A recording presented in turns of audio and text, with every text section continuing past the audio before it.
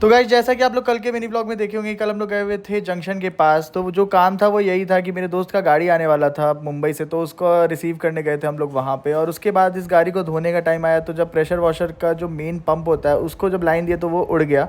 ये आप लोग देख सकते हैं। फिर इसको एक लोकल शॉप से जाके बनवाएं, क्योंकि ओपन बॉक्स डिलीवरी था तो कोई गारंटी भी नहीं होता कि आपका एक बार चल रहा है तो सही है।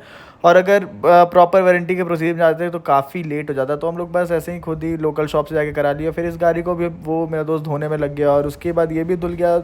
उसको भी लग रहा है कि बढ़िया आया है, तो वो भी सोच रहा है परचेज़ करने का। बाकी आप लोग